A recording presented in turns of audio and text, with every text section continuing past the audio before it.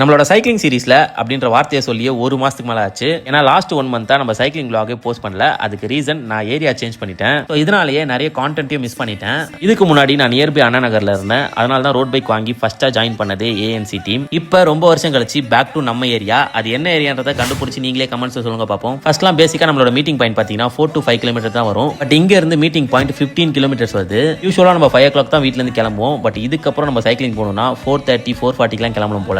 But இன்னைக்கு நான் 5:30 தான் வீட்ல இருந்து கிளம்ப போறேன். ஏன்னா இன்னைக்கு ரைட் பாத்தீங்கன்னா பெசன் நகர் போட்டிருக்காங்க. நம்ம ஏஎன்சி டீம் மீட்டிங் பாயிண்ட்ல இருந்து 5:30 கிளம்பி 6:30 ரீச் ஆயிடுவாங்க.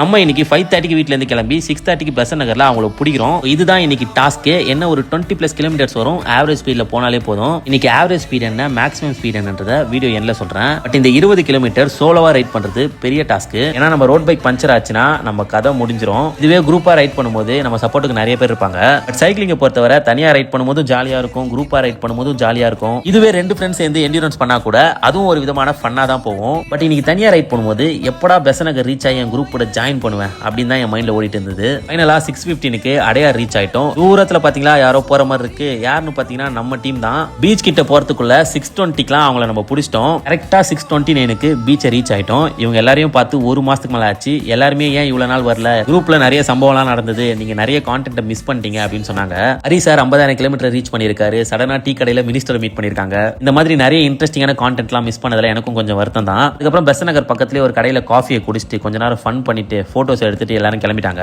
வீட்டுக்கு போறப்ப என்ன ரூட்ல போறதுன்னு எனக்கு தெரியல. ஏன்னா எப்பவுமே குரூப்பா வந்துட்டு குரூப்பாவே போவேன். இன்னைக்கு தனியா போறதுக்கு கொஞ்சம் ஒரு மாதிரியா இருந்தது. முடிஞ்ச வரை குரூப் கூடயே போயிட்டு அதுக்கப்புறம் என்னோட ரூட்ல நான் திரும்பிட்டேன். இப்போ டைம் பாத்தீங்கன்னா 7:30 ஆகுது. இதுக்கப்புறம் தனியா தான் ரைட் பண்ணோம். ஆல்மோஸ்ட் ஒரு 8:15 வீட்ல ரீச் ஆயிட்டேன். செகண்ட் ஃப்ளோருக்கு நம்ம ரோட் பைக்கை ஸ்டெப்ஸ்ல தூக்கிட்டு வர போனோம். இன்னைக்கு நம்மளோட ஸ்பீட் ஆவரேஜ் பாத்தீங்கன்னா 24 அண்ட் மேக்ஸிமம் ஸ்பீட் 42. ஃபைனலா இதை சொல்ல மறந்துட்டேன். நம்மளோட சைக்கிளிங் சீரிஸ்ல இது டே 19. மறக்காம ஃபாலோ பண்ணி சப்போர்ட் பண்ணுங்க. Because I am back.